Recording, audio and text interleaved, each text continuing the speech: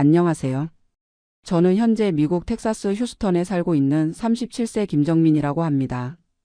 2년 전까지만 해도 저는 서울에서 아내와 5살 아들과 함께 오피스텔에 살며 하루하루 버텨나가고 있었어요. 그런데 지금 제가 살고 있는 집을 보면서 과거를 돌이켜보니 정말 격세지감이라는 말이 무엇인지 절실히 느끼게 됩니다. 오늘 제 이야기를 들려드리는 이유는 단순합니다. 지금도 서울에서 비좁은 공간에 터무니없는 돈을 내며 살아가고 계신 분들께 다른 선택지가 있다는 것을 알려드리고 싶어서입니다. 한국에서는 상상도 할 수 없었던 주거 환경이 미국에서는 오히려 당연한 일상이 되었거든요. 2년 전 서울에서 살았던 오피스텔은 월세가 150만 원이었습니다. 보증금도 3천만 원이나 들어갔죠. 그런데 그 집의 크기가 얼마나 되었는지 아세요? 고작 19평, 전용 면적으로는 16평 남짓이었어요. 원룸 구조의 작은 부엌과 화장실이 딸린 정말 말 그대로 생존을 위한 최소한의 공간이었습니다. 그런데 지금 제가 미국에서 살고 있는 아파트는 월세가 1,500불, 한국 돈으로 하면 약 190만 원 정도예요. 서울보다 월세가 40만 원 정도 더 비싸다고 생각하실 수도 있겠지만 공간의 차이를 보시면 깜짝 놀라실 거예요. 제가 지금 살고 있는 집은 평수로 따지면 30평이 넘습니다. 정확히는 1180 스퀘어 피트, 한국 평수로 33평이에요. 서울에서 16평에 150만 원을 냈다면 평당 약 9만 4천 원 정도였죠. 그런데 지금 미국에서는 33평에 190만 원을 내니까 평당 약 5만 7천 원입니다. 공간 효율성으로 따지면 미국이 거의 절반 가격인 셈이죠. 하지만 이건 단순한 숫자 비교일 뿐이에요. 실제 생활의 질을 비교하면 그 차이는 상상을 초월합니다. 제가 서울에서 살았던 오피스텔을 떠올려보면 지금도 답답함이 느껴져요. 현관문을 열고 들어서면 바로 눈앞에 부엌이 있었고 그 옆에 작은 테이블 하나 놓을 공간이 전부였어요. 침대를 놓으면 나머지 공간은 고작 사람 한 명이 겨우 돌아다닐 수 있을 정도였죠. 아들이 놀 공간이라고는 침대 앞 조그만 바닥이 전부였어요. 특히 기억에 남는 건 아들이 친구를 집에 데려오고 싶다고 했을 때였어요. 그런데 집이 너무 좁아서 친구 한 명만 와도 어른 둘, 아이 둘이 같은 공간에 있으면 정말 숨이 막힐 지경이었거든요. 결국 아들에게 집이 너무 좁아서 친구는 다음에 초대하자라고 말해야 했는데 그때 아들의 실망한 표정을 지금도 잊을 수가 없어요. 그런데 지금 제가 살고 있는 미국 집은 어떤가요? 현관문을 열고 들어서면 넓은 거실이 펼쳐져요. 거실만 해도 서울 오피스텔 전체보다 클 정도예요. 소파를 놓고 TV를 놓고 커피 테이블을 놓아도 여전히 여유 공간이 남아요. 아들이 거실에서 친구들과 함께 레고를 가지고 놀아도 어른들이 지나다니는데 전혀 지장이 없어요. 침실은 3개나 있어요. 마스터 베드룸은 침대와 옷장, 화장대를 놓고도 요가를 할 수 있을 정도로 넓고 아들 방은 침대와 책상, 장난감 상자들을 놓고도 공간이 남아요. 게다가 방 하나는 아예 서재로 쓰고 있어요. 제가 재택근무할 때 쓰는 사무실이죠. 화장실도 2개예요. 하나는 마스터 베드룸에 붙어 있는 개인 화장실이고 다른 하나는 손님들이나 아들이 쓰는 공용 화장실이에요. 서울에서는 화장실 하나 때문에 가족끼리 아침마다 순서를 기다려야 했는데 지금은 그런 스트레스가 전혀 없어요. 부엌도 완전히 달라요. 서울 오피스텔에서는 싱크대와 가스레인지, 작은 냉장고가 벽 한쪽에 일렬로 붙어 있는 게 전부였어요. 요리를 하려면 몸을 돌릴 공간도 부족했죠. 그런데 지금 집 부엌은 아일랜드 키친이에요. 가운데 섬 같은 조리대가 있고 그 주변으로 충분한 공간이 있어서 가족이 함께 요리를 할 수 있어요. 아들이 엄마 요리하는 걸 보면서 옆에서 도와줄 수도 있고요. 하지만 이런 공간의 차이보다 더 놀라운 건 생활의 질 자체가 완전히 달라졌다는 거예요. 서울에서는 집이 너무 좁다 보니 가족끼리도 서로에게 스트레스를 주게 되더라고요. 아내가 청소기를 돌리면 제가 앉아 있을 곳이 없었고 제가 컴퓨터 작업을 하면 아들이 놀 공간이 없어졌어요.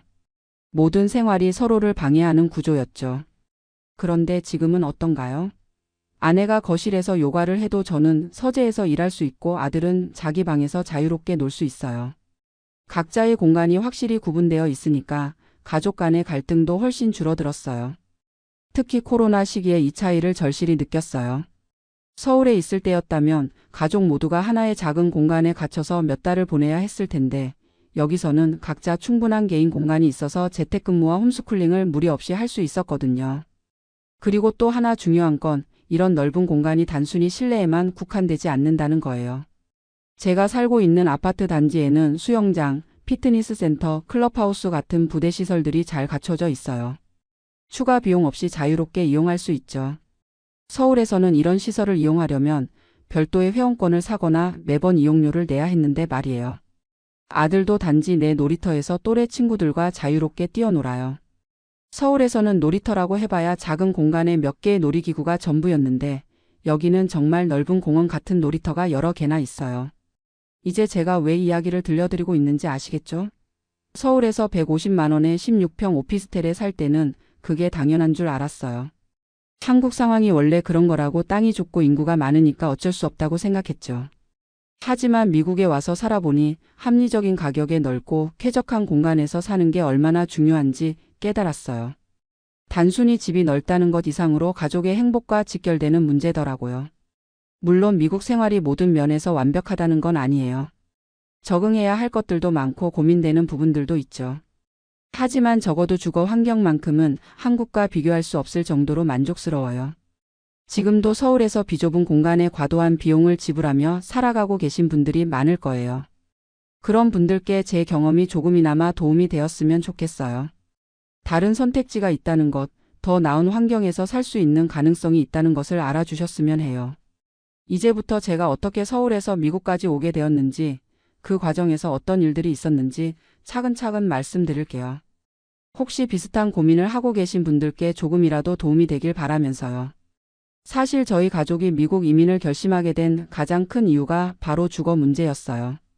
2022년 아들이 어린이집에 다니기 시작할 무렵이었는데 그때까지만 해도 저희는 서울 생활에 나름대로 적응하며 살아가고 있다고 생각했거든요. 제가 서울에서 일하던 곳은 강남구에 있는 IT 회사였어요. 개발자로 일한 지 10년 정도 되었고 연봉도 약 6천만 원 정도로 나쁘지 않은 편이었죠. 아내도 마케팅 회사에서 일하며 4천만 원 정도를 벌고 있었고요. 부부 합쳐서 연간 1억 원이니까 객관적으로 보면 서울에서 중산층 정도는 된다고 볼 수 있었어요. 그런데 문제는 이 돈으로도 제대로 된 집에서 살기가 너무 어렵다는 거였어요. 저희가 처음 결혼했을 때 살던 곳은 강남구 대치동의 원룸이었어요. 보증금 2천만 원에 월세 100만 원이었는데 크기는 고작 12평 정도였죠. 신혼부부 둘이 살기에도 비좁았지만 그래도 직장과 가까워서 참고 살았어요. 그러다가 아들이 태어나면서 더 넓은 곳으로 이사를 해야 했어요. 아기가 있으니까 원룸으로는 도저히 안 되겠더라고요. 그래서 찾은 곳이 바로 그 오피스텔이었어요. 같은 대치동이었지만 조금 더 외곽에 있는 곳이었죠. 부동산에서 그 집을 처음 봤을 때의 충격을 지금도 기억해요. 중개사가 요즘 나온 집 중에서는 정말 괜찮은 조건이라고 자신 있게 말하더라고요. 그런데 막상 가보니 현관문을 열자마자 부엌이 보이고 한 번에 집 전체가 다 보이는 거예요. 이게 19평이에요? 라고 물어봤더니 중개사가 공급 면적으로 19평이고 실제 사용할 수 있는 전용 면적은 16평 정도 된다고 하더라고요. 그때서야 알았어요. 광고에 나오는 평수와 실제 살 수 있는 공간이 다르다는 걸 말이에요. 하지만 선택의 여지가 없었어요. 그나마 그 가격대에서 찾을 수 있는 집 중에서는 가장 괜찮은 곳이었거든요. 보증금 3천만 원에 월세 150만 원. 당시 저희 월 소득이 약 800만 원이었으니까 월세만으로도 소득의 5분의 1 가까이를 써야 했어요. 이사를 하고 나서 처음 몇 달은 그래도 새 집이라는 기분에 만족하며 지냈어요. 하지만 시간이 지날수록 공간의 한계를 절실히 느끼기 시작했죠. 가장 힘들었던 건 아들이 성장하면서 필요한 물건들이 늘어나는데 그걸 수납할 공간이 없다는 거였어요. 기저귀, 분유, 장난감, 옷 등등. 아이 관련 용품들이 하나씩 늘어날 때마다 집은 점점 더 비좁아졌어요. 옷장도 하나밖에 없었는데 어른 2명과 아이 1명의 옷을 모두 넣기에는 턱없이 부족했어요. 계절이 바뀔 때마다 옷을 정리하는 게 정말 스트레스였죠. 여름옷을 넣으려면 겨울옷을 다른 곳에 보관해야 하는데 그 다른 곳이라는 게 침대 밑이나 부엌 선반 같은 곳뿐이었거든요. 부엌 문제도 심각했어요. 냉장고는 작은 투도어 제품이 전부였는데 세 식구가 먹을 음식을 보관하기에는 너무 작았어요. 특히 아이 이유식을 만들어서 보관하려고 하면 냉장고가 금세 가득 찼죠. 야채나 과일 같은 건 아예 사서 바로바로 먹어야 했어요. 요리를 할 때도 마찬가지였어요. 싱크대가 워낙 작다 보니 설거지거리가 조금만 쌓여도 다른 요리를 할 수가 없었어요. 그래서 한 번에 여러 가지 음식을 만들기가 어려웠죠.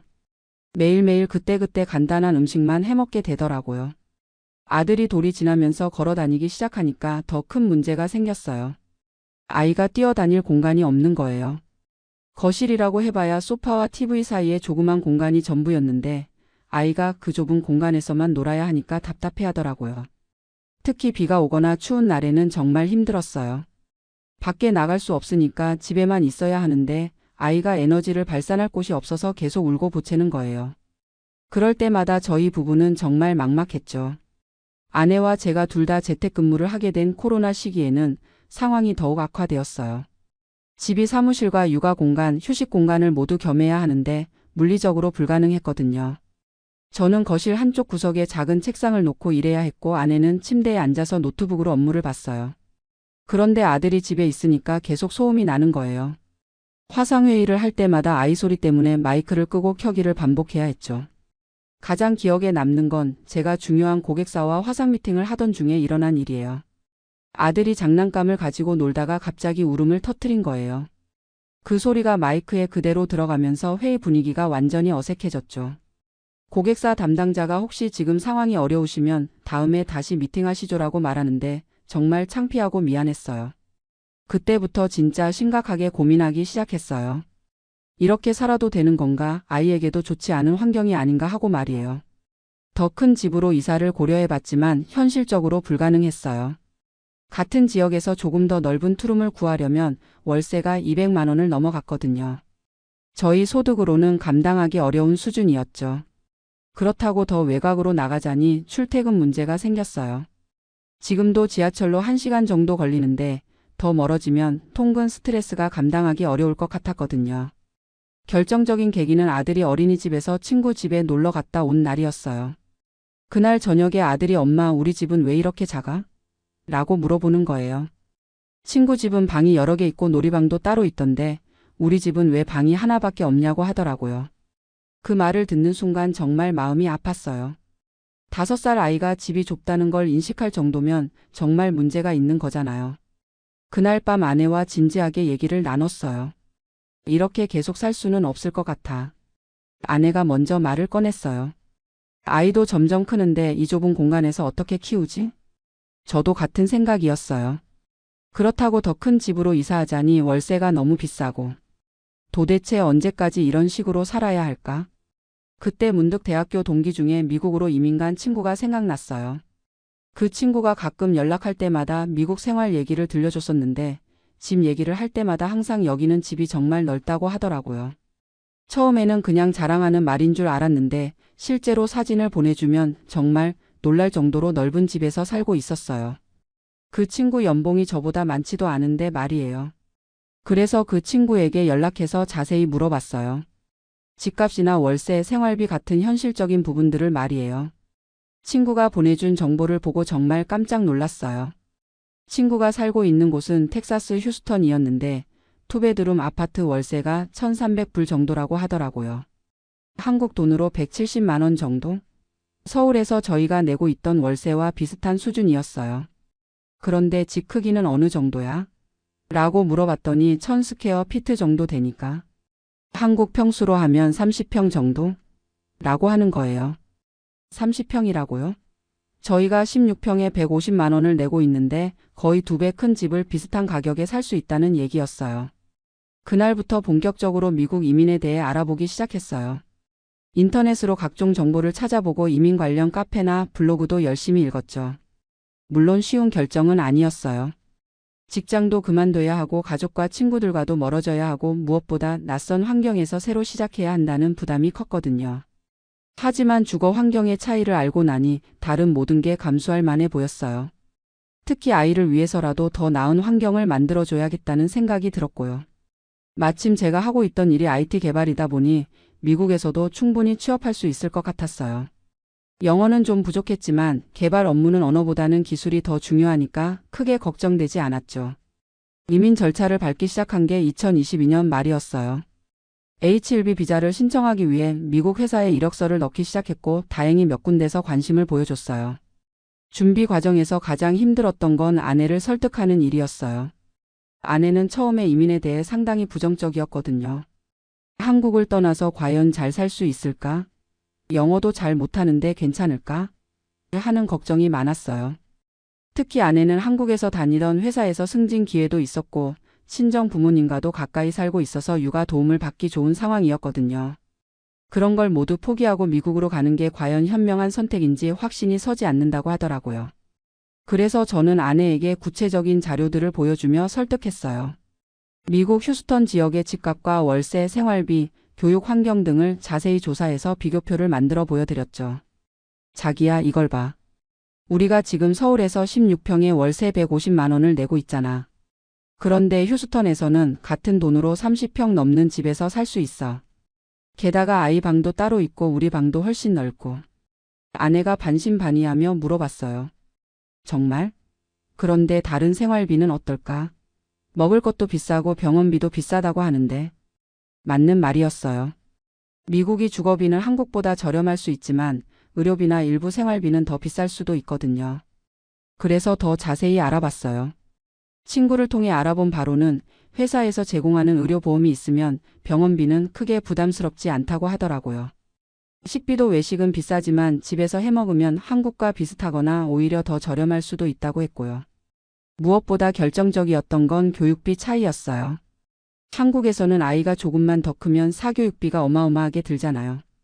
그런데 미국은 공교육 시스템이 잘 되어 있어서 사교육에 대한 부담이 훨씬 적다고 하더라고요. 지금 당장은 아이가 어리니까 사교육비가 안 들지만 초등학교만 가도 영어학원, 수학학원, 피아노, 태권도 이런 저런 거 다 보내려면 한 달에 100만 원은 기본이잖아. 그런데 미국에서는 그런 부담이 없다고 하니까 장기적으로 보면 오히려 더 경제적일 수도 있어. 아내도 점점 설득되기 시작했어요. 특히 아이 교육 환경에 대한 부분에서 많이 마음이 움직인 것 같았어요.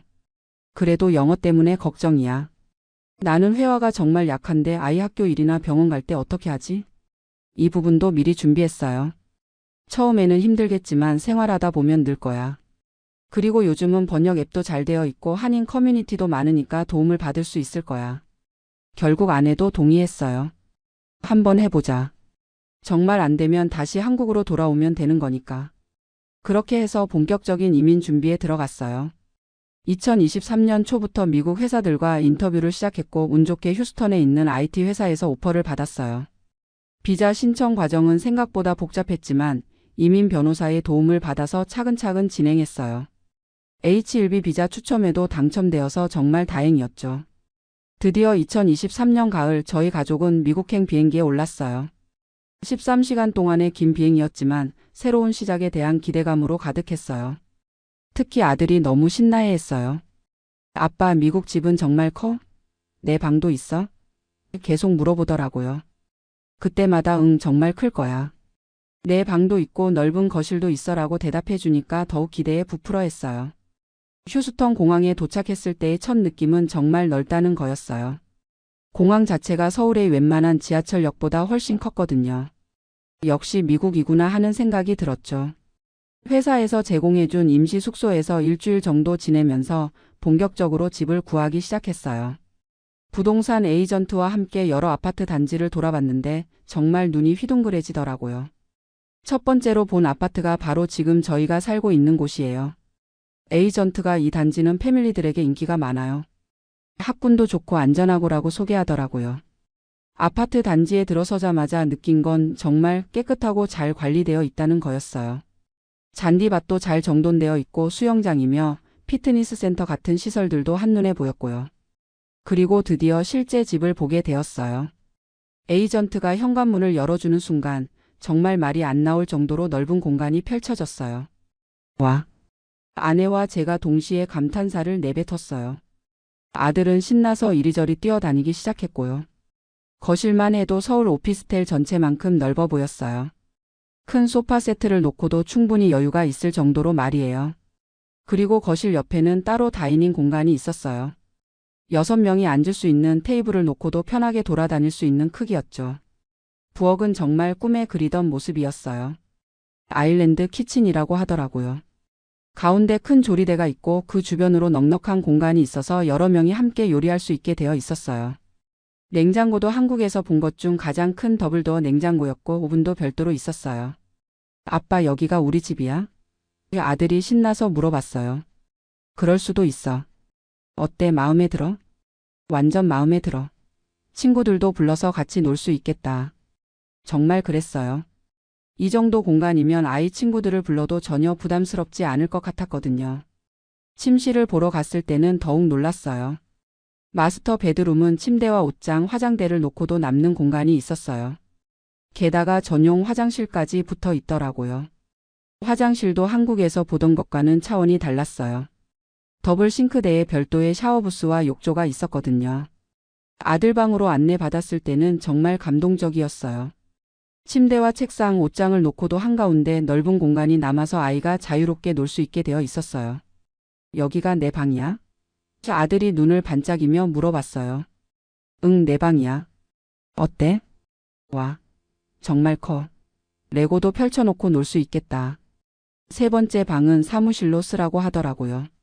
저는 재택근무를 하는 경우가 많은데 집에서 일할 수 있는 독립된 공간이 있다는 게 정말 좋았어요. 공용 화장실도 따로 있었고 세탁실도 별도로 있었어요. 한국에서는 세탁기를 화장실이나 베란다에 두는 게 일반적인데 여기는 세탁기와 건조기를 위한 전용 공간이 있더라고요. 월세가 얼마나 되죠? 아내가 조심스럽게 물어봤어요. 이 유닛은 월 1,500달러입니다. 한국 돈으로 하면 약 190만 원 정도 되겠네요. 서울에서 16평에 150만 원을 내던 저희에게는 정말 믿기지 않는 조건이었어요. 40만 원 더 내고 2배 넘는 공간에서 살 수 있다니. 보증금은 얼마나 하죠? 한 달치 렌트와 같은 금액이니까 1,500달러면 됩니다. 이것도 충격이었어요. 한국에서는 보증금이 몇천만 원씩 하는데 여기는 한 달 월세와 같은 금액이면 되다니. 그 자리에서 바로 계약하기로 했어요. 더 알아볼 필요도 없을 정도로 마음에 들었거든요. 정말 여기서 살게 되는 거야? 아내가 아직도 믿기지 않는다는 표정으로 물어봤어요. 응, 정말이야. 우리 새 집이야. 그날 밤 임시 숙소로 돌아와서 가족끼리 이야기를 나눴어요. 정말 꿈 같아. 아내가 말했어요. 서울에서는 상상도 못했던 집에서 살게 되다니. 저도 같은 마음이었어요. 앞으로는 더 이상 좁은 공간 때문에 스트레스 받지 않아도 돼. 아들은 이미 새 집에서 어떻게 놀지 계획을 세우고 있었어요. 엄마, 아빠, 친구들 불러서 생일 파티해도 돼? 물론이지. 이제는 충분히 넓으니까 언제든지 친구들을 초대할 수 있어. 드디어 이사하는 날이 왔어요. 한국에서 가져온 짐은 많지 않았지만 새로 살 가구들을 생각하니 설레었어요. 가장 먼저 산 건 거실용 소파 세트였어요. 한국에서는 소파를 놓을 공간도 충분하지 않았는데 이제는 큰 소파를 놓고도 여유가 있으니까 정말 좋았어요. 아들 방 가구를 살 때가 가장 즐거웠어요. 한국에서는 공간이 좁아서 침대와 작은 책상만 겨우 놓을 수 있었는데 이제는 장난감 상자며 책장이며 마음껏 놓을 수 있었거든요. 아빠, 이것도 사줘, 저것도 사줘. 아들이 신나서 이것저것 가리키더라고요. 다이닝 테이블도 샀어요. 6명이 앉을 수 있는 크기로. 한국에서는 식탁을 놓을 공간도 없어서 늘 소파에 앉아서 밥을 먹었는데 이제는 제대로 된 식탁에서 식사할 수 있게 되었어요. 제일 만족스러운 건 홈오피스였어요. 책상과 의자, 모니터를 설치하고 나니 정말 전문적인 사무실 같았어요. 화상회의를 할 때도 배경이 깔끔해서 전혀 부끄럽지 않더라고요. 세탁실에 세탁기와 건조기를 설치했을 때도 감동이었어요. 한국에서는 베란다에 놓인 작은 세탁기로 빨래를 하고 날씨가 나쁘면 실내에 빨래를 널어놔야 했는데 이제는 전용 세탁 공간에서 깔끔하게 처리할 수 있게 되었거든요. 이사를 완전히 끝내고 처음으로 새 집에서 잠을 잔 날을 지금도 기억해요. 침실이 넓어서 킹사이즈 침대를 놓고도 여유가 있었어요. 한국에서는 퀸사이즈 침대도 간신히 들어갈 정도였는데 말이에요. 그날 밤 아내가 제게 말했어요. 정말 이민 오길 잘한 것 같아. 이런 환경에서 아이를 키울 수 있다니. 저도 같은 생각이었어요. 이제 진짜 가족다운 생활을 할 수 있을 것 같아. 새 집에서의 첫 주말이 정말 기억에 남아요. 토요일 아침에 일어나서 넓은 거실에 앉아 커피를 마시는데 정말 여유로웠어요. 한국에서는 주말에도 집이 좁아서 답답했는데 이제는 집에 있는 것 자체가 힐링이 되더라고요. 아들은 자기 방에서 레고를 펼쳐놓고 큰 성을 만들고 있었어요. 한국에서는 레고를 펼쳐놓을 공간이 없어서 조금씩 만들고 바로 정리해야 했는데 이제는 며칠에 걸쳐서 큰 작품을 만들 수 있게 되었거든요. 아내는 부엌에서 여유롭게 브런치를 준비하고 있었어요. 여보, 부엌이 넓으니까 요리하는 재미가 있네. 한국에서는 몸 돌릴 공간도 없어서 스트레스였는데 정말 그랬어요. 아일랜드 키친이다 보니 아내가 요리하는 동안 저도 옆에서 도와줄 수 있었어요. 아들도 의자를 가져다 놓고 엄마 요리하는 걸 구경하면서 가끔 간단한 도움을 주고요. 우리 집에서 파티도 할 수 있겠다. 아내가 말했어요. 맞는 말이었어요. 거실과 다이닝룸을 합치면 10명 정도는 충분히 초대할 수 있을 것 같았거든요. 한국에서는 친구나 동료를 집에 초대한다는 건 상상도 할 수 없는 일이었는데 말이에요. 일주일 후에는 아들의 새 학교에 등록했어요. 집에서 차로 10분 거리에 있는 초등학교였는데 시설이 정말 좋더라고요. 운동장도 넓고 도서관도 잘 되어 있고 아들이 새 학교에 적응하는 걸 보면서 이민 온 걸 더욱 잘했다는 생각이 들었어요. 처음에는 영어 때문에 걱정이 많았는데 아이들은 적응이 빠르더라고요. 한 달도 안 되어서 새 친구들을 사귀기 시작했어요. 아빠, 친구들이 우리 집에 놀러 와도 돼? 아들이 물어봤어요. 물론이지. 언제든지. 한국에서는 절대 할 수 없었던 대답이었어요. 이제는 친구들을 초대하는 게 전혀 부담스럽지 않았거든요. 첫 번째로 친구를 초대한 날이 정말 기억에 남아요. 아들의 클래스메이트인 제이슨이라는 아이가 놀러 왔는데 집에 들어서자마자 와, 정말 멋진 집이다. 라고 하더라고요. 두 아이가 아들 방에서 놀고 거실에서 뛰어다니고 뒷마당에서도 놀고 정말 자유롭게 놀 수 있어서 좋았어요. 한국에서는 꿈도 꿀 수 없었던 광경이었죠. 제이슨 엄마도 아이를 데리러 와서는 집을 보고 감탄했어요. 정말 좋은 집이네요. 아이들이 놀기에도 완벽하고. 그때 정말 뿌듯했어요. 이제 우리도 다른 사람들에게 부끄럽지 않은 집에서 살고 있구나 하는 생각이 들었거든요. 회사 동료들과도 친해지기 시작했어요. 어느 날 팀 디너를 우리 집에서 하자고 제안했는데 모든 동료들이 좋다고 하더라고요. 한국에서는 절대 상상할 수 없었던 일이었어요. 8명의 동료들이 우리 집에 왔을 때 정말 뿌듯했어요. 거실과 다이닝룸에서 충분히 편안하게 식사하고 대화할 수 있었거든요. 와, 정말 멋진 집이네요. 가족들이 살기에 완벽한 환경이에요. 동료 중 한 명이 말했어요. 아내도 처음에는 영어 때문에 걱정이 많았는데 점차 적응해 나갔어요. 특히 아들 학교 일 때문에 다른 엄마들과 이야기할 기회가 많아지면서 자연스럽게 영어 실력도 늘고 친구들도 사귀게 되었어요. 여기 엄마들이 정말 친절해. 아내가 말했어요.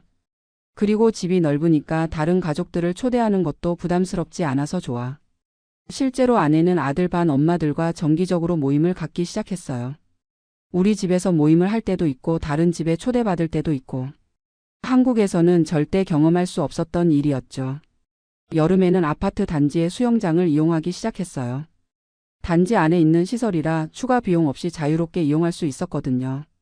아들이 수영을 배우기 시작했고 주말마다 가족이 함께 수영장에서 시간을 보냈어요. 한국에서는 수영장 이용하려면 따로 돈을 내야 했는데 여기는 공짜야. 아내가 만족스러워했어요. 피트니스 센터도 마찬가지였어요. 최신 운동기구들이 잘 갖춰져 있어서 별도의 헬스장 회원권이 필요 없었어요. 저는 주로 저녁에 운동을 했고 아내는 아침에 요가나 유산소 운동을 했어요. 가을이 되면서 정말 미국 생활에 적응했다는 느낌이 들었어요. 아들도 학교에 완전히 적응했고 영어도 많이 늘었어요. 저도 회사에서 인정받기 시작했고 아내도 새로운 환경에서 행복해했어요.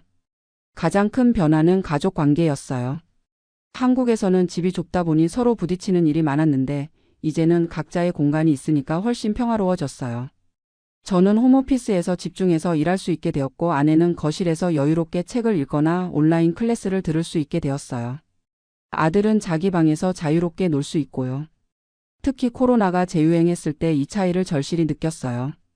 만약 한국의 그 좁은 오피스텔에 있었다면 정말 힘들었을 텐데 넓은 집 덕분에 재택근무도 홈스쿨링도 무리 없이 할 수 있었거든요. 겨울이 되어서는 또 다른 경험을 했어요. 한국에서는 겨울에 난방비 때문에 스트레스가 많았는데 여기는 중앙 난방 시스템이라 온도 조절도 편하고 비용도 합리적이었어요. 크리스마스 때는 처음으로 우리 집에서 파티를 열었어요. 아들의 친구들과 그 가족들, 회사 동료들까지 총 20명 정도가 왔는데 집이 충분히 넓어서 전혀 부담스럽지 않았어요. 정말 완벽한 파티였어. 아내가 말했어요. 한국에서는 꿈도 꿀 수 없었던 일이야. 그때 정말 실감했어요. 우리가 얼마나 큰 변화를 겪었는지, 얼마나 더 나은 환경에서 살게 되었는지를 말이에요. 지금 미국에 온 지 1년 반이 넘었어요. 돌이켜보면 정말 큰 변화였지만 후회는 전혀 없어요. 오히려 더 일찍 결정했어야 했다는 생각이 들 정도예요. 특히 주거 환경의 차이는 생각했던 것보다 훨씬 더 큰 영향을 미쳤어요. 단순히 집이 넓다는 것 이상으로 삶의 질 자체가 완전히 달라졌거든요. 아들을 보면 더욱 확신이 들어요. 한국에서는 늘 답답해하고 친구들을 집에 부르지 못해서 아쉬워했는데 이제는 자유롭게 친구들과 어울리며 행복하게 지내고 있어요. 영어도 한국에서 학원에 다닐 때보다 훨씬 빠르게 늘고 있고요. 아내도 마찬가지예요. 한국에서는 집 때문에 스트레스를 많이 받았는데 이제는 집에서 보내는 시간 자체를 즐기고 있어요. 요리도 더 다양하게 해보고 친구들도 자주 초대하고 취미생활도 늘었어요. 저 역시 홈오피스가 있어서 업무 효율성이 많이 높아졌어요. 한국에서는 집에서 일할 때 집중하기가 어려웠는데 이제는 전용 공간이 있어서 오히려 사무실보다 더 집중이 잘 되는 것 같아요. 경제적으로도 생각보다 부담스럽지 않아요. 월세는 조금 올랐지만 생활비 전체로 보면 한국과 비슷하거나 오히려 더 저렴한 면도 있어요. 특히 사교육비가 없어서 장기적으로는 더 경제적일 것 같아요. 무엇보다 미래에 대한 불안감이 많이 줄었어요. 한국에서는 집값이 계속 오르고 아이 교육비는 더 늘어나고 언제까지 이런 식으로 살아야 할지 막막했었거든요. 하지만 이제는 안정적인 환경에서 아이를 키울 수 있다는 확신이 있어요. 가끔 한국에 있는 가족이나 친구들과 영상통화를 할 때면 더욱 실감이 나요. 특히 제 동생이 최근에 결혼해서 신혼집을 구하는 과정을 지켜보면서 정말 안타까웠어요. 동생 부부의 연봉을 합치면 1억이 넘는데도 서울에서 제대로 된 투룸을 구하기가 너무 어렵다고 하더라고요. 겨우 찾은 집이 월세 200만 원에 20평 남짓한 오피스텔이었어요. 형 정말 부럽다. 너희가 사는 집 사진 볼 때마다 꿈만 같아. 동생이 한숨을 쉬며 말했어요. 너도 한번 고려해봐. 미국 이민 말이야. 생각은 해봤는데 영어도 문제고 새로 시작하는 게 쉽지 않을 것 같아서. 동생의 고민이 1년 반 전 제 모습과 똑같더라고요. 그때의 저도 영어 걱정, 새 환경에 대한 두려움 때문에 망설였었거든요. 처음에는 힘들지. 하지만 적응하고 나면 정말 만족스러워. 특히 아이들 키우기에는 훨씬 좋은 환경이야. 실제로 저희 아들의 변화를 보면 정말 놀라워요. 한국에서는 항상 집이 좁다고 투덜거리고 밖에 나가고 싶어 했는데 이제는 집에서도 충분히 즐겁게 지내요. 자기 방에서 레고도 만들고 거실에서 그림도 그리고 마당에서 축구도 하고. 아빠 우리 언제 한국 갈 거야? 가끔 아들이 물어봐요. 여행으로는 갈 수 있지. 하지만 살려면 여기가 훨씬 좋지 않아? 응. 여기가 좋아. 집도 크고 친구들도 많고. 아이의 솔직한 대답이 모든 걸 말해주는 것 같아요. 한국에 있는 부모님들도 처음에는 걱정을 많이 하셨어요. 머나먼 외국에서 고생하지 않을까, 손자를 자주 못 보게 되는 건 아닐까 하시면서요. 하지만 영상통화로 저희 집을 보여드리고 아들이 행복하게 지내는 모습을 보시면서 점차 안심하시는 것 같아요. 집이 정말 넓네. 우리나라 아파트보다 훨씬 크구나. 어머니가 감탄하시며 말씀하셨어요. 네, 여기서는 이 정도가 평범한 수준이에요. 같은 돈으로 한국에서는 상상도 못할 만큼 넓은 집에서 살 수 있어요. 그래도 고향을 떠나 사는 게 쉽지 않을 텐데. 물론 고향에 대한 그리움은 있어요. 특히 명절 때나 가족 행사가 있을 때는 아쉬움이 크죠. 하지만 그런 감정적인 부분을 제외하고 현실적인 조건들을 비교해보면 미국에서의 삶이 훨씬 더 합리적이고 만족스러워요. 무엇보다 아이의 미래를 생각하면 확신이 서요. 한국에서는 치열한 입시 경쟁, 높은 사교육비, 좁은 주거 환경 등 아이에게 부담을 줄 요소들이 너무 많았거든요. 여기서는 아이가 스트레스 받지 않고 자연스럽게 성장할 수 있는 환경이 갖춰져 있어요. 학교에서도 경쟁보다는 협력을 강조하고 다양성을 인정해주는 분위기예요. 특히 집에서 보내는 시간이 즐거워진 게 가장 큰 변화인 것 같아요. 한국에서는 집이 너무 좁아서 가족이 함께 있어도 서로 방해가 되는 느낌이었는데 이제는 진정한 의미에서 가족이 함께하는 시간을 보낼 수 있어요. 주말에는 온 가족이 거실에 모여서 영화를 보거나 다이닝룸에서 보드게임을 하거나 아들 방에서 함께 레고를 만들기도 해요. 이런 소소한 일상들이 얼마나 소중한지 새삼 느끼게 되었어요. 친구들이나 동료들을 집에 초대하는 것도 이제는 자연스러운 일이 되었어요. 한 달에 두세 번은 누군가를 집에 초대해서 함께 식사하고 대화를 나눠요. 한국에서는 절대 상상할 수 없었던 일이죠. 얼마 전에는 아들의 생일 파티를 집에서 열었어요. 클래스메이트들 15명과 그 부모들까지 총 30명 넘게 왔는데 집이 충분히 넓어서 전혀 부담스럽지 않았어요. 아이들은 아들 방과 거실에서 자유롭게 놀고 어른들은 다이닝룸과 주방에서 대화를 나누고 정말 완벽한 파티였어요. 정말 멋진 집이네요. 파티하기에 딱 좋은 구조예요. 다른 부모들이 감탄하더라고요. 그때 정말 뿌듯했어요. 이제 우리도 아이를 위해 이런 멋진 추억을 만들어줄 수 있구나 하는 생각이 들었거든요. 계절이 바뀔 때마다 새로운 경험을 하고 있어요. 봄에는 뒷마당에서 바비큐 파티를 하고 여름에는 수영장에서 시원하게 지내고 가을에는 단풍 구경을 가고 겨울에는 집에서 따뜻하게 가족 시간을 보내고 한국에서는 사계절 내내 좁은 집에 갇혀 있는 느낌이었는데 이제는 계절마다 다른 즐거움을 만끽할 수 있어요. 가끔 한국 생활을 그리워할 때도 있어요. 특히 음식이나 문화적인 부분에서 말이죠. 하지만 그런 건 한인타운에서 어느 정도 해결할 수 있고 무엇보다 주거 환경의 개선이 가져다준 삶의 질 향상이 그런 아쉬움을 충분히 상쇄하고도 남아요. 이제는 확신을 가지고 말할 수 있어요. 미국으로 이민 온 것은 제 인생 최고의 결정 중 하나였다고요.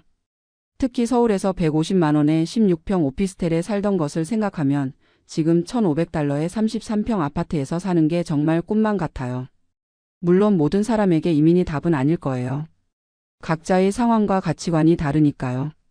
하지만 적어도 주거 환경 때문에 고민하고 계신 분들께는 한 번쯤 진지하게 고려해 볼 만한 선택지라고 생각해요. 한국에서 비좁은 공간에 과도한 비용을 지불하며 스트레스 받고 계신 분들이 계시다면 제 경험이 조금이나마 도움이 되었으면 좋겠어요. 더 넓고 쾌적한 환경에서 가족과 함께 행복하게 살 수 있는 방법이 있다는 걸 알아주셨으면 해요. 지금 저는 매일 아침 넓은 거실에 앉아 커피를 마시며 하루를 시작해요. 아들이 자기 방에서 즐겁게 놀고 아내가 여유롭게 아침을 준비하는 모습을 보면서 정말 감사한 마음이 들어요. 1년 반 전까지만 해도 상상할 수 없었던 일상이 이제는 당연한 것이 되었어요. 그리고 이런 환경에서 아이를 키울 수 있다는 것, 가족이 함께 행복하게 지낼 수 있다는 것이 얼마나 소중한지 매일 새롭게 깨닫고 있어요. 서울 오피스텔 월세 150만 원과 미국 아파트 $1,500. 단순한 숫자 비교를 넘어서 이건 완전히 다른 삶의 방식이고 질이에요. 그리고 저는 이 선택을 했다는 것이 정말 자랑스럽고 만족스러워요. 안녕하세요. 저는 현재 미국 텍사스 댈러스에 살고 있는 김민준이라고 합니다. 제 아내 수연이와 함께 이런 이야기를 하게 될 줄은 정말 몰랐어요. 지금 이 순간 저희 집 2층 마스터 베드룸에서 이 이야기를 녹음하고 있는데 창밖으로 보이는 넓은 뒷마당과 파란 하늘을 보면서 정말 꿈만 같다는 생각이 듭니다. 불과 2년 전만 해도 저희는 서울 구로구 어느 빌라 반지하에서 곰팡이 냄새와 함께 살았거든요. 그때를 생각하면 지금이 정말 기적 같아요. 어떻게 이런 일이 가능했는지 그 이야기를 들려드리고 싶습니다. 2023년 5월 저희가 결혼했을 때만 해도 사실 행복했어요. 연애 3년 만에 드디어 결혼한다는 설렘으로 가득했거든요. 민준이는 강남에 있는 중견 IT 회사에서 백엔드 개발자로 일했고 저는 홍대 근처 작은 디자인 스튜디오에서 그래픽 디자이너로 일했어요. 둘이 합쳐서 월 600만 원 정도 벌었는데 그때는 나름 괜찮다고 생각했죠. 하지만 문제는 집이었어요. 서울에서 신혼집을 구하는 게 얼마나 어려운지 아시잖아요. 저희 예산으로는 전세도 엄두가 안 나고 월세로라도 괜찮은 곳을 찾으려니 정말 막막했어요. 부모님들께 도움을 청했지만 양가 부모님 모두 은퇴하신 분들이라 큰 도움을 드릴 수 없는 상황이었거든요. 그래서 어쩔 수 없이 구한 곳이 구로구 어느 낡은 빌라에 반지하였어요. 보증금 2천만 원에 월세 70만 원. 전용 면적이 18평 정도 되는 원룸 형태였는데 천장이 낮아서 민준이가 팔을 뻗으면 닿을 정도였어요. 첫날 이사가서 짐을 정리하는데 정말 마음이 착잡했어요. 창문이 반쯤 땅 아래 있어서 사람들 다리만 보이고 습기 때문에 벽지가 곳곳에 떨어져 있고 화장실에는 곰팡이가 벌써 슬어 있었거든요. 그래도 저희만의 공간이라는 생각으로 최대한 예쁘게 꾸며보려고 노력했어요. 하지만 살아보니 정말 힘들었어요. 우선 습기가 심해서 빨래를 말려도 잘 안 말랐어요. 제습기를 틀어도 하루 종일 돌려야 했고 전기세가 장난이 아니었죠. 여름에는 반지하라서 에어컨을 틀어도 시원하지 않았고 겨울에는 바닥이 차가워서 발이 얼었어요. 그리고 무엇보다 소음이 심했어요. 위층에서 조금만 움직여도 쿵쿵 소리가 나고 밤늦게 귀가하는 사람들 발소리에 잠을 깰 때가 많았어요. 수연이가 워낙 예민한 편이라 스트레스를 많이 받았어요. 생활비도 만만치 않았어요. 월세 70만 원에 관리비 10만 원, 그리고 각종 공과금까지 합치면 매달 집에만 100만 원 가까이 나갔어요. 거기에 교통비, 식비, 통신비 등등 기본 생활비까지 하면 저희 수입의 대부분이 빠져나갔죠. 그런데 정말 절망적이었던 건 미래에 대한 희망이 안 보인다는 거였어요. 아무리 열심히 일해도 서울에서 내 집 마련은 꿈도 꿀 수 없었거든요.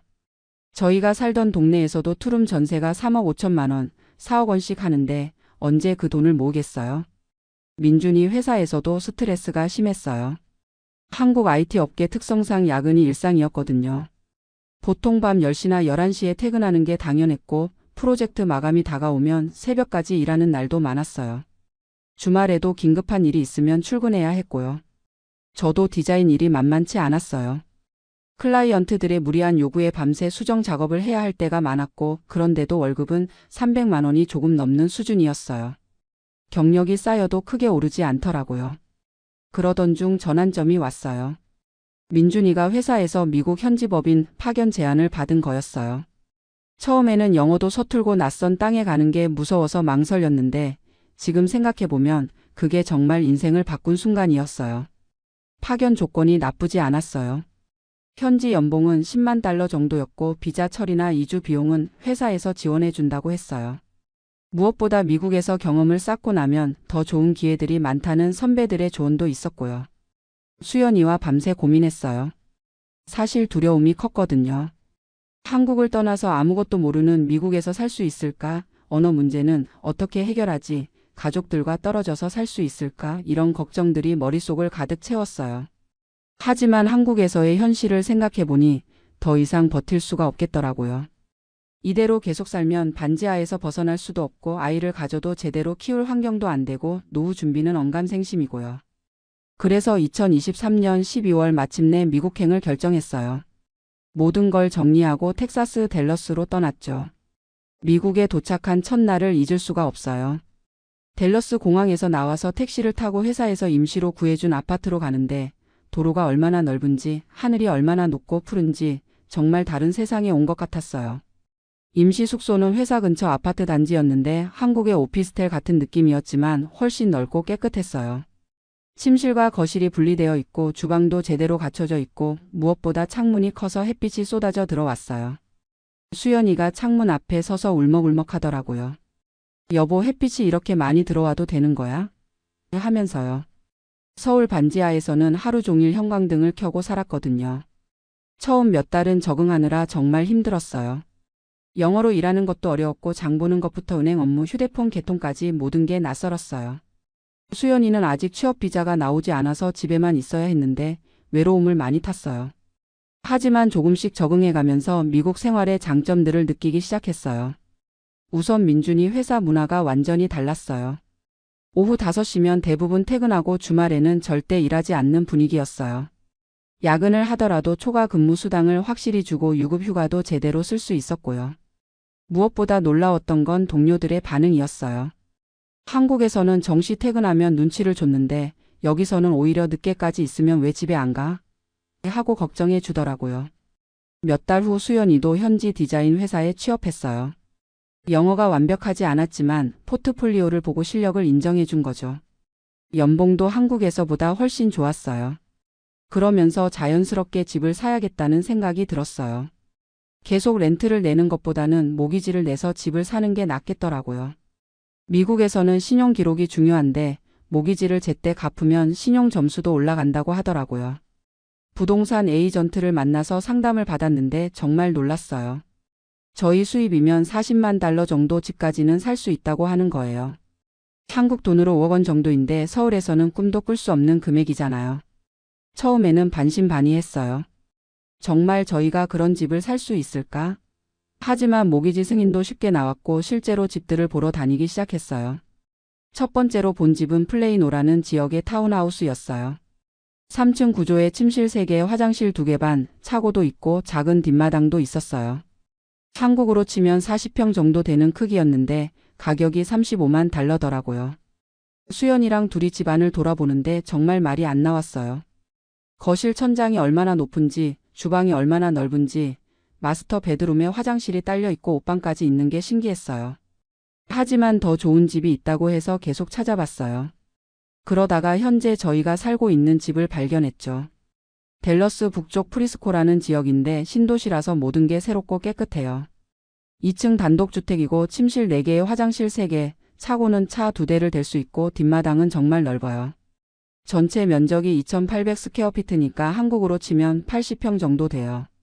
가격이 42만 달러였는데 한국 돈으로 5억 5천만 원 정도였어요. 서울에서 5억 5천만 원이면 어떤 집을 살 수 있을까요? 강남은 당연히 안 되고 강북이나 경기도 변두리 가서도 투룸 아파트 정도일 거예요. 그런데 여기서는 이렇게 큰 단독주택을 살 수 있다니 정말 꿈만 같았어요. 집을 계약하고 모기지 절차를 밟는 동안에도 실감이 안 났어요. 다운페이먼트로 8만 달러를 냈고 나머지 34만 달러는 30년 모기지로 받았어요. 이자율이 6.5%였는데 월 모기지 페이먼트가 2,100달러 정도 나왔어요. 한국 돈으로 매달 280만 원 정도인데 저희 수입을 생각하면 충분히 감당할 수 있는 수준이었어요. 오히려 서울에서 전세금 대출 이자 내는 것보다 낫죠. 입주하던 날을 평생 잊을 수 없을 것 같아요. 2024년 9월 15일 맑은 가을 날이었어요.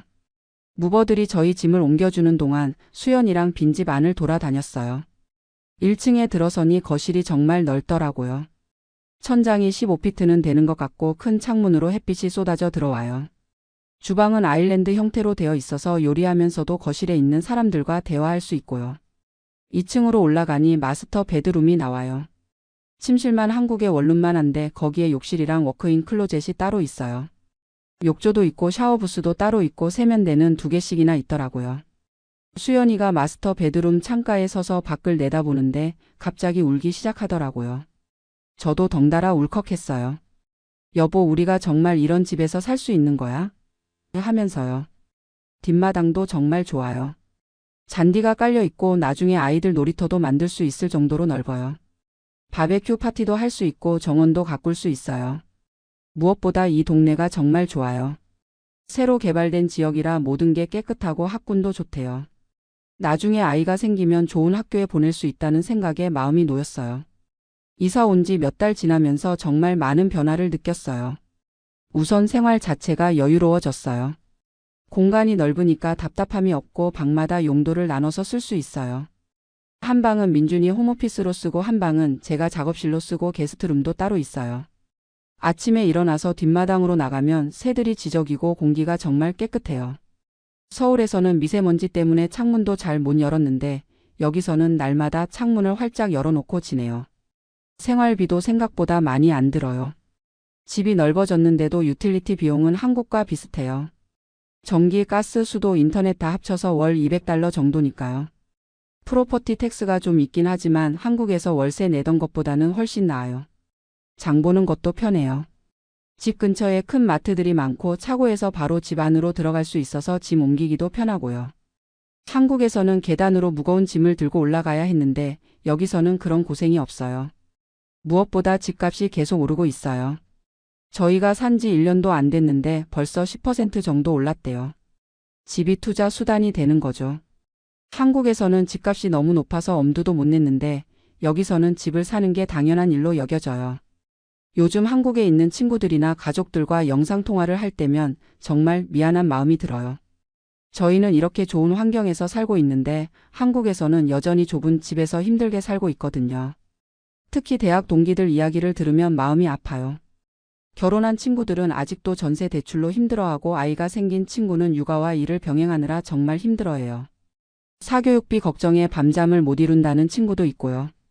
한국의 부동산 시장을 보면 정말 절망적이에요.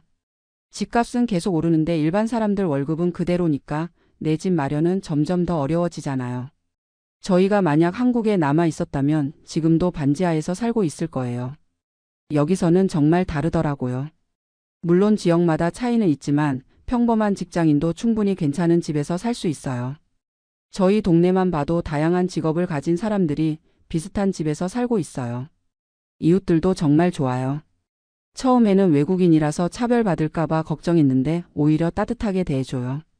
특히 옆집 로버트 아저씨는 정원 관리하는 법도 알려주고 추수감사절에는 터키까지 나눠주셨어요. 동네 전체 분위기가 평화로워요. 아이들이 길에서 자전거 타고 놀고 어른들은 조깅하고 주말에는 가족들이 뒷마당에서 바베큐 파티하는 소리가 들려요. 정말 영화에서나 봤던 미국의 교회 풍경이에요. 수연이도 미국 생활에 완전히 적응했어요. 영어 실력도 많이 늘었고 회사에서도 인정받고 있어요.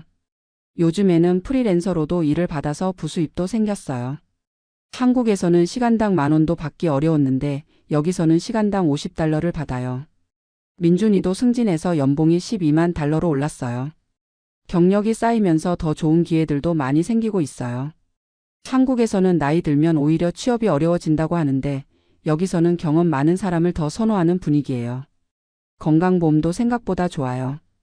회사에서 제공하는 보험으로 웬만한 치료는 다 받을 수 있고 치과나 안과도 따로 보험이 있어서 부담이 크지 않아요. 한국에서는 큰 병에 걸리면 집안이 망한다는 얘기도 있잖아요. 요즘 제일 기대되는 건 아이 계획이에요. 한국에서는 아이를 키우는 비용 때문에 엄두도 못 냈는데 여기서는 가능할 것 같아요. 우선 공간이 넉넉하고 교육비도 공립학교가 수준이 높아서 사교육 부담이 적어요. 무엇보다 아이가 뛰어놀 공간이 충분해요. 뒷마당에서 놀 수도 있고 동네에 공원도 많고 안전해서 아이 혼자 학교도 다닐 수 있어요. 한국에서는 대기오염이나 교통사고 걱정도 많았는데 여기서는 그런 걱정이 덜해요. 가끔 한국이 그립긴 해요. 특히 부모님들이 걱정되고 한국 음식이나 문화가 그리울 때도 있어요. 하지만 여기서도 한인마트에서 웬만한 한국 음식은 다 살 수 있고 한국 드라마나 예능도 인터넷으로 볼 수 있어요. 무엇보다 미래에 대한 희망이 있어요. 한국에서는 아무리 열심히 일해도 계속 제자리인 느낌이었는데 여기서는 노력한 만큼 결과가 나와요. 집값도 꾸준히 오르고 있어서 자산도 늘어나고 있고요. 은퇴 계획도 세울 수 있어요. 회사에서 401k도 매칭해주고 소셜 시큐리티도 있어서 노후가 불안하지 않아요. 한국에서는 국민연금만으로는 노후가 어렵다고 하는데 여기서는 그런 걱정이 덜해요. 지금 이 순간 저희 집 2층 마스터 베드룸에서 이 이야기를 하고 있는데 정말 감격스러워요. 불과 2년 전 서울 반지하에서 곰팡이 냄새와 함께 살던 저희가 이렇게 넓고 쾌적한 집에서 살게 될 줄 누가 알았겠어요. 창밖으로 보이는 뒷마당에는 지금 스프링클러가 돌아가면서 잔디에 물을 주고 있어요. 저 멀리 이웃집 아이들이 자전거를 타고 놀고 있고 하늘은 파랗게 맑아요. 한국에서는 상상도 못했던 풍경이에요. 어젯밤에 수연이랑 이야기했는데 정말 다행히 미국에 왔다는 생각이 들어요. 만약 한국에 그대로 있었다면 지금쯤 어떻게 살고 있을까요? 아마 여전히 반지하에서 전세 대출 이자에 허덕이면서 살고 있었을 거예요. 아이 갖는 것도 엄두 못 내고 노후 준비는 꿈도 못 꾸고요. 요즘 한국 뉴스를 보면 정말 안타까워요. 청년들이 집 때문에 결혼도 미루고 아이 낳기도 포기한다잖아요. 저희도 한국에 있었다면 똑같았을 거예요. 반지하에서 아이를 키울 수는 없으니까요. 여기서는 정말 다른 인생을 살고 있어요. 주말이면 집 근처 호수에 가서 산책도 하고 다운타운에 가서 콘서트나 스포츠 경기도 봐요. 댈러스 매버릭스 농구 경기를 처음 봤을 때는 정말 신기했어요. 한국에서는 그런 여가 생활을 즐길 여유도 없었거든요. 음식도 생각보다 다양해요. 물론 한국 음식이 그립긴 하지만 여기서도 한인타운에 가면 웬만한 한국 식당은 다 있어요. 그리고 멕시칸, 이탈리안, 인디안 음식 등 정말 다양한 나라 음식을 맛볼 수 있어요. 쇼핑도 편해요. 아마존으로 주문하면 다음날 바로 집 앞에 배송되고 코스트코 같은 대형 마트에서 한 번에 많이 사서 차고에 보관할 수 있어요. 한국에서는 차도 없고 집도 좁아서 그런 쇼핑이 불가능했죠. 운전하는 것도 재미있어요. 도로가 넓고 주차 공간도 충분해서 스트레스가 없어요. 한국에서는 주차할 곳 찾느라 동네를 몇 바퀴씩 돌았는데 여기서는 어디든 주차 공간이 넉넉해요. 날씨도 좋아요. 텍사스가 더우긴 하지만 습도가 낮아서 한국의 찜통 더위보다는 견딜만해요. 겨울에는 거의 눈이 안 와서 좋고요. 무엇보다 미세먼지가 없어서 매일 파란 하늘을 볼 수 있어요. 수연이가 요즘 정원 가꾸기에 빠져 있어요. 뒷마당에 토마토, 상추, 고추 같은 채소들을 키우고 있는데 직접 기른 채소로 요리하니까 정말 맛있어요. 한국에서는 베란다에 화분 몇 개가 전부였는데 여기서는 진짜 정원을 가질 수 있어요. 이웃들과의 관계도 좋아요. 언어가 완벽하지 않아도 서로 배려하고 도와줘요. 특히 우리가 아시안이라고 차별하지 않고 오히려 다양성을 존중하는 분위기예요. 아이들도 다양한 인종의 친구들과 어울려 놀아서 글로벌한 감각을 기를 수 있을 것 같아요. 가끔 한국에 있는 가족들과 화상통화를 할 때 미안한 마음이 들어요. 저희 집을 보여주면 다들 부러워하는데 동시에 씁쓸해 하시는 것 같거든요. 너희는 좋겠다 하시면서도 우리도 그런 집에서 살고 싶다 하는 표정이 역력해요. 부모님들께서는 처음에 걱정을 많이 하셨어요. 외국에서 혼자 살면서 무슨 일이 생기면 어떡하냐, 언제 다시 볼 수 있을지 모르겠다 하시면서요. 하지만 저희가 잘 정착하는 모습을 보시고는 이제 안심하시는 것 같아요. 작년 추수감사절에 부모님들을 모셔와서 일주일 정도 같이 지냈는데 정말 좋아하셨어요. 특히 집이 넓어서 불편하지 않게 모실 수 있어서 다행이었어요. 한국의 반지하에서는 상상도 못했던 일이죠. 부모님들이 뒷마당에서 바베큐 파티하는 걸 보시고는 정말 미국 영화에서나 보던 일이 현실이구나 하시더라고요. 그리고 너희가 잘 결정했다. 여기서 행복하게 살아라 하시면서 눈물을 글썽이셨어요. 경제적으로도 정말 안정됐어요. 한국에서는 매달 생활비 내고 나면 남는 게 거의 없었는데 여기서는 저축도 하고 투자도 할 수 있어요. 집값 상승으로 자산도 늘어나고 있고 401k로 은퇴 준비도 하고 있어요. 특히 집이 자산이 된다는 게 정말 좋아요. 매달 모기지를 내는 게 결국 내 집의 에퀴티를 늘리는 거니까 집세 내는 것과는 완전히 다른 개념이에요. 한국에서 월세 낼 때는 그냥 돈이 나가기만 했는데 여기서는 투자하는 느낌이에요. 요즘에는 두 번째 집도 생각하고 있어요. 투자용으로 렌탈 프로퍼티를 사서 임대 수입을 얻는 거죠. 미국에서는 그런 부동산 투자가 일반적이고 세금 혜택도 있어서 좋다고 해요. 교육 환경도 정말 좋아요. 저희 동네 공립학교들이 레이팅이 높아서 굳이 사립학교에 보내지 않아도 될 것 같아요. 한국에서는 사교육비 때문에 아이 교육이 부담스러웠는데 여기서는 그런 걱정이 덜해요. 대학 교육도 다양한 옵션이 있어요. 주립대학도 수준이 높고 장학금 제도도 잘 되어 있어서 실력만 있으면 좋은 대학에 갈 수 있어요. 한국처럼 사교육에 의존하지 않고도 충분히 경쟁할 수 있는 환경이에요. 무엇보다 아이들이 다양한 경험을 할 수 있어요. 스포츠, 음악, 미술 등 다양한 방과 후 활동이 있고 여름에는 캠프도 많아요. 아이들이 자신의 재능을 발견하고 키울 수 있는 환경이 잘 갖춰져 있어요. 사회 시스템도 믿을 만해요. 법치주의가 잘 정착되어 있고 부패가 적어서 공정한 경쟁이 가능해요. 실력만 있으면 출신이나 배경에 관계없이 성공할 수 있는 기회가 열려 있어요. 의료 시스템도 생각보다 나쁘지 않아요. 보험만 잘 들어놓으면 좋은 치료를 받을 수 있고 응급 상황에는 즉시 대응해줘요. 한국처럼 큰 병원에 가려고 몇 주씩 기다릴 필요도 없어요. 문화생활도 풍부해요. 댈러스 다운타운에는 뮤지엄, 오페라 하우스, 콘서트홀 등이 많아서 다양한 문화 행사를 즐길 수 있어요. 브로드웨이 뮤지컬도 자주 와서 공연하고요. 스포츠 문화도 재미있어요. 미식축구, 농구, 야구, 하키 등 프로 스포츠 팀들이 있어서 시즌마다 경기를 보러 가는 재미가 쏠쏠해요. 가족 단위로 즐길 수 있는 건전한 오락이에요. 자연환경도 좋아요. 차로 조금만 나가면 호수나 공원이 많아서 캠핑이나 하이킹을 즐길 수 있어요. 주말에는 가족들과 함께 자연 속에서 시간을 보내는 게 일상이에요. 치안도 우리 동네는 정말 좋아요. 밤에 혼자 산책해도 무섭지 않고 아이들이 동네에서 자유롭게 놀 수 있어요. 물론 지역마다 차이는 있지만 좋은 동네를 선택하면 한국보다도 안전할 수 있어요. 이민 과정이 쉽지는 않았지만 지금 생각해보면 정말 잘한 선택이었어요. 언어나 문화의 장벽은 시간이 지나면서 자연스럽게 극복됐고 오히려 글로벌한 감각을 기를 수 있어서 좋았어요. 특히 수연이가 많이 성장한 것 같아요. 한국에서는 소심하고 내성적이었는데 여기서는 자신감을 갖고 적극적으로 활동해요. 새로운 환경에서 독립적으로 살아가면서 내면이 강해진 것 같아요. 저도 마찬가지예요.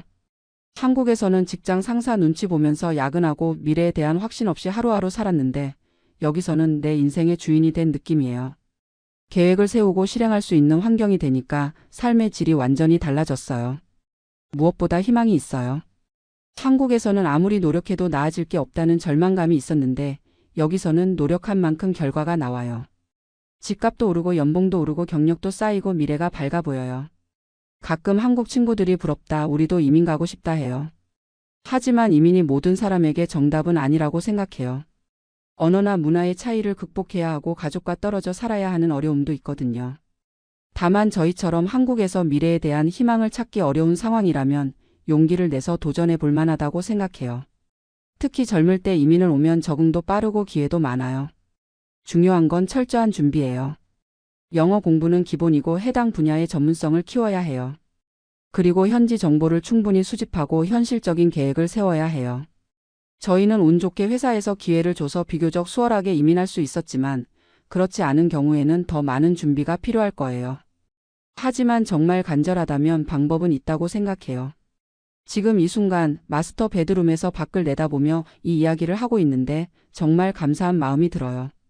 불과 2년 전 서울 반지하의 곰팡이 냄새를 생각하면 지금이 꿈만 같아요. 내년에는 아이도 가질 계획이에요.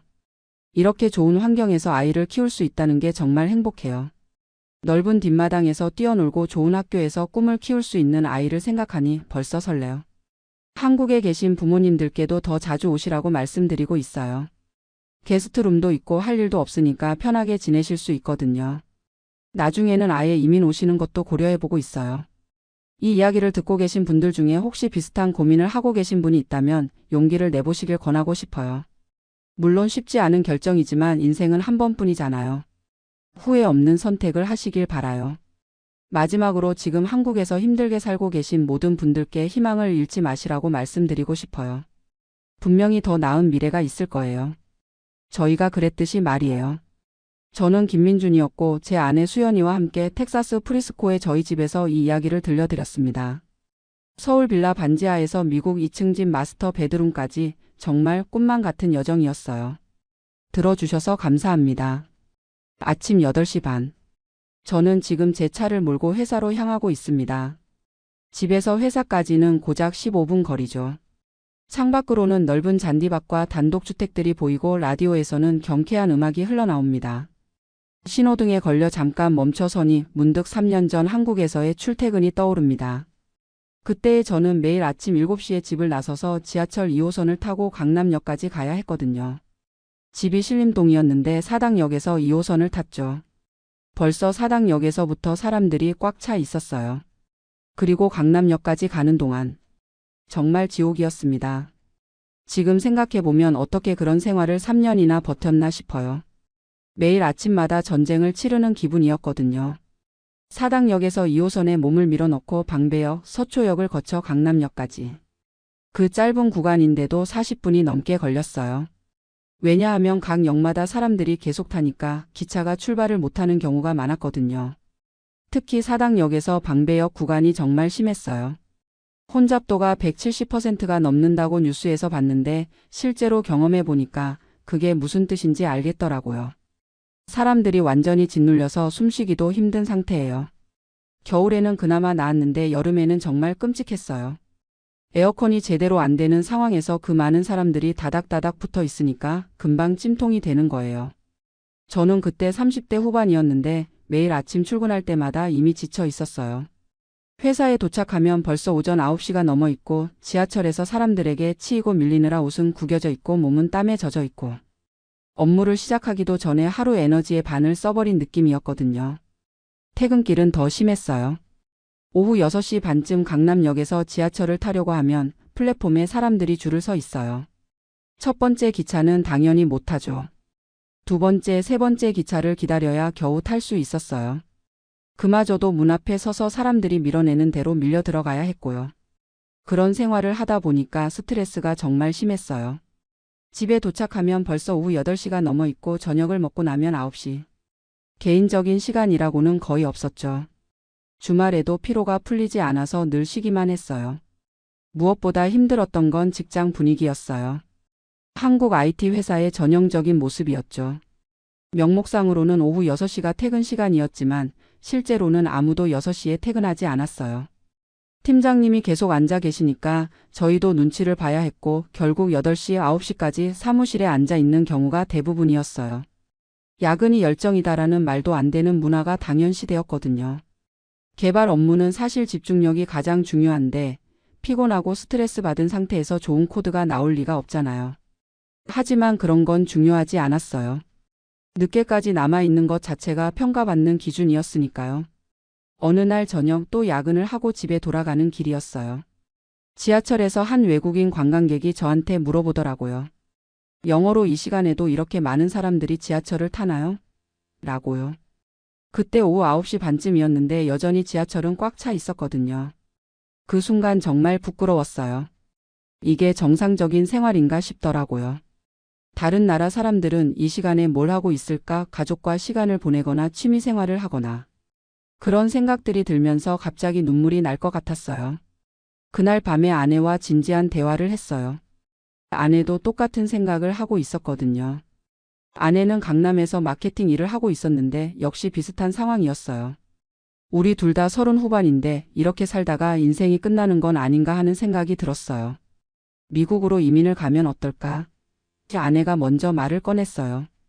사실 저도 그런 생각을 하고 있었거든요.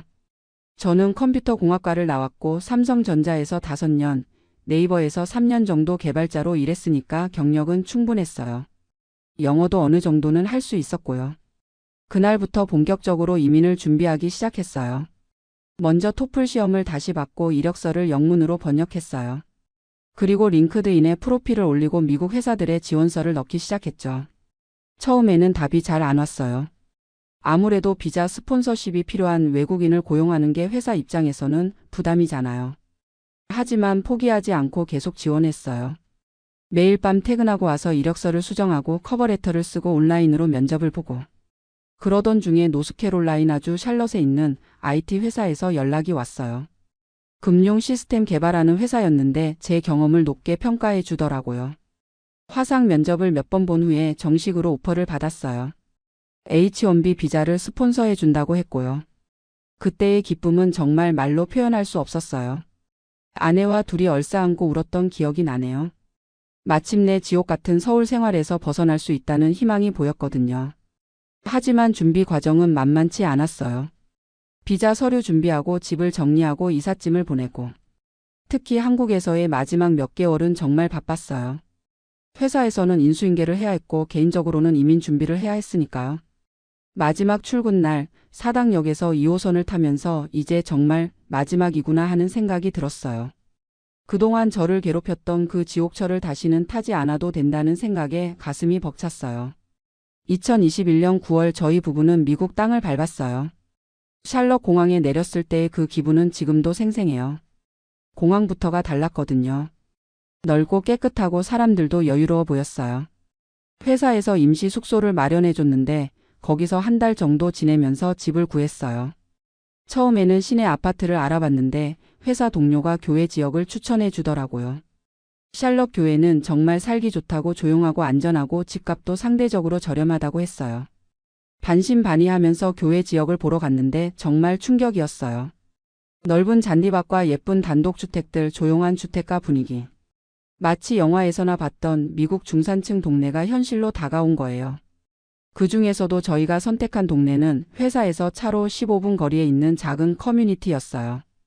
2층짜리 단독주택의 앞뒤로 마당이 있고 차 2대를 댈 수 있는 게러지도 있었어요. 월 렌트비가 $2,000 정도였는데 한국에서 살던 반지하 원룸 전세금을 생각하면 정말 천국 같았어요. 무엇보다 놀라운 건 출퇴근이었어요. 집에서 회사까지 차로 딱 15분이에요. 신호등 몇 개만 지나면 되거든요. 아침에 8시 30분에 집을 나서면 8시 45분에 회사에 도착해요. 그것도 여유롭게 커피까지 마시면서요. 처음 며칠은 믿기지 않았어요. 이게 정말 출퇴근인가? 싶더라고요. 한국에서는 아침 7시에 나서서 9시에 겨우 도착했는데 여기서는 15분이면 끝이니까요. 회사 분위기도 완전히 달랐어요. 오전 9시에 출근해서 오후 5시 30분에 퇴근하는 게 당연한 거예요. 5시 30분이 되면 사무실이 텅 비어요. 모두들 집으로 돌아가서 가족과 시간을 보내거나 개인적인 일을 하는 거죠. 저도 처음에는 어색했어요. 한국에서의 습관 때문에 정말 5시 30분에 퇴근해도 되나? 하는 생각이 들었거든요. 하지만 매니저가 오히려 왜 아직도 사무실에 있냐고 물어보더라고요. 집에 가서 쉬어라라고요. 그렇게 퇴근해서 집에 도착하면 오후 6시예요. 아직 해가 환하게 떠 있고 하루가 아직 많이 남아있는 느낌이에요. 저녁을 먹고 나서도 시간이 충분하니까 산책을 하거나 책을 읽거나 영화를 보거나 정말 오랜만에 개인적인 시간이라는 걸 갖게 된 거예요. 특히 주말이 달랐어요. 한국에서는 주말에도 회사 일 생각하고 다음 주 야근 걱정하고 제대로 쉰 적이 없었거든요. 하지만 여기서는 정말 주말이 주말이에요. 금요일 오후 5시 30분에 퇴근하면 월요일 아침까지 일 생각을 안 해도 되거든요. 아내도 마찬가지였어요. 아내는 샬럿 다운타운에 있는 마케팅 회사에 취직했는데 집에서 차로 20분 거리예요. 아내도 이게 진짜 미국이구나 하면서 좋아했어요. 몇 개월 지나니까 몸과 마음이 완전히 달라졌어요. 우선 스트레스가 확연히 줄었어요. 아침에 일어나는 게 괴롭지 않아요. 여유롭게 아침을 먹고 커피를 마시고 차를 타고 출근하는 게 이렇게 평화로울 수가 있구나 싶었어요. 업무 효율성도 훨씬 좋아졌어요. 출근할 때 이미 지쳐있지 않으니까 오전부터 집중할 수 있거든요. 그리고 퇴근 시간이 정해져 있으니까 그 시간 안에 효율적으로 일하게 되더라고요. 한국에서처럼 어차피 야근할 거니까 하면서 대충 하는 일이 없어진 거죠. 건강도 많이 좋아졌어요. 규칙적인 생활을 하게 되니까 수면 패턴도 정상화되고 스트레스가 줄어드니까 소화도 잘 되고 아내와 저녁에 동네를 산책하는 것도 일상이 되었어요. 그런데 정말 놀라운 건 마음가짐의 변화였어요. 삶에 대한 태도가 완전히 달라진 거예요. 한국에서는 항상 언제까지 이런 생활을 해야 하나 하는 생각이 들었거든요. 미래에 대한 희망보다는 걱정이 더 많았어요. 하지만 여기서는 정말 삶을 즐길 수 있겠구나 하는 생각이 들어요. 일과 개인 생활의 균형이 잡히니까 여러 가지 일을 할 수 있게 되었거든요. 주말에는 골프를 배우기 시작했고 아내는 요가 클래스에 등록했어요. 이웃들과의 관계도 참 좋아요. 처음에는 언어 때문에 걱정했는데 생각보다 친절하고 따뜻하더라고요. 옆집 아저씨는 정원 가꾸는 걸 좋아하시는데 저한테도 조언을 많이 해주세요. 이 시기에는 이런 꽃을 심으면 좋다면서요. 작년 겨울에는 한국에 있는 대학 동창들과 화상통화를 한 적이 있어요. 그때 친구들이 여전히 그런 생활을 하고 있다는 걸 알고 정말 안타까웠어요. 여전히 지하철 2호선을 타고 출퇴근하고 야근하고 스트레스 받고. 한 친구가 요즘 지하철이 더 심해졌다면서 하소연하더라고요. 코로나 때문에 차량 운행을 줄여서 더 붐빈다고요. 그 말을 듣는 순간 정말 다행이라는 생각이 들었어요. 만약 제가 여전히 한국에 있었다면 그 지옥을 더 심하게 겪고 있었을 테니까요. 또 다른 친구는 요즘 회사에서 재택근무도 하는데 그래도 주 3일은 출근해야 한다고 하더라고요. 그것도 큰 변화이긴 하지만 여전히 그 스트레스에서 완전히 벗어나지는 못한 거잖아요. 그때 제가 이렇게 말했어요. 너희도 미국에 와봐. 정말 삶이 달라진다고. 물론 말처럼 쉬운 일은 아니죠. 언어 문제도 있고 가족 문제도 있고 경제적인 부담도 있고. 하지만 가능하다면 정말 추천하고 싶어요. 요즘 아침에 출근할 때마다 감사한 마음이 들어요. 차 안에서 좋아하는 음악을 들으면서 여유롭게 회사로 향할 때 정말 잘한 선택이었구나 하는 생각이 들거든요. 특히 봄이 되어서 길가에 꽃들이 피기 시작하면 그 아름다운 풍경을 보면서 출근할 수 있다는 게 너무 감사해요. 한국에서는 지하철 안에서 사람들에게 치이면서 출근했는데 여기서는 자연을 보면서 출근하니까 하루를 시작하는 기분이 완전히 다른 거예요. 회사 동료들도 한국에서 어떻게 살았냐고 신기해해요. 매일 지하철에서 1시간 넘게 사람들에게 떠밀려 다녔다고 하면 그건 비인간적이다라고 하더라고요. 맞는 말이에요. 정말 비인간적인 생활이었어요. 아내와 가끔 이런 대화를 해요. 만약 다시 한국으로 돌아가라고 하면 어떻게 할 거야? 둘 다 답은 똑같아요. 절대 안 돌아간다. 물론 한국이 우리 고향이고 가족과 친구들이 있는 곳이지만 삶의 질을 생각하면 여기가 훨씬 나은 거예요. 특히 앞으로 나이가 들면서 건강이 중요해질 텐데 스트레스 없는 환경에서 사는 게 얼마나 중요한지 이제 알겠어요. 한국에서처럼 매일 지하철에서 사람들에게 치이고 야근하고 스트레스 받으면서 살다가는 몸이 버틸 수 없었을 거예요. 지금은 건강검진을 받아도 모든 수치가 정상이에요. 혈압도 정상이고 콜레스테롤도 정상이고 의사 선생님도 스트레스 레벨이 낮다고 하시더라고요. 한국에서는 항상 혈압이 높다고 지적받았는데 여기 와서는 완전히 정상화된 거예요. 요즘에는 새로운 취미를 찾는 재미도 있어요. 주말에 시간이 충분하니까 여러 가지를 시도해 볼 수 있거든요. 최근에는 하이킹을 시작했어요. 샬럿 근처에 아름다운 산들이 많아서 자연을 만끽하면서 운동할 수 있어요. 아내는 베이킹 클래스에 등록했어요. 평일 저녁에 시간이 있으니까 가능한 일이죠. 한국에서는 꿈도 꿀 수 없었던 일들이에요. 가끔 한국 뉴스를 보면 여전히 출퇴근 지옥에 대한 기사들이 나와요. 지하철 혼잡도 개선 방안, 대중교통 혼잡 완화 정책 같은 기사들을 보면 안타까우면서도 다행이라는 생각이 들어요. 물론 미국 생활이 모든 면에서 완벽한 건 아니에요. 의료비는 비싸고 한국 음식이 그립고 가족들과 멀리 떨어져 있다는 아쉬움도 있어요. 하지만 삶의 질이라는 측면에서는 비교할 수 없을 정도로 좋아졌어요. 특히 시간이라는 게 이렇게 소중한 건지 이제야 알겠어요. 한국에서는 매일 출퇴근으로 2시간 반을 허비했거든요. 그 시간이면 여기서는 얼마나 많은 일을 할 수 있는지. 정말 아까운 시간들이었어요. 지금 저는 매일 아침 감사한 마음으로 출근해요. 15분 만에 회사에 도착할 수 있다는 것, 출근길에 스트레스 받지 않는다는 것, 정시에 퇴근할 수 있다는 것. 이 모든 게 당연한 듯 보이지만 한국에서 겪었던 일들을 생각하면 정말 감사한 일들이에요. 앞으로도 이런 생활을 계속 이어갈 수 있을 거라는 생각에 마음이 평안해요. 나이가 들어도 스트레스 없이 건강하게 살 수 있을 것 같거든요. 이게 바로 제가 꿈꿔왔던 삶이에요.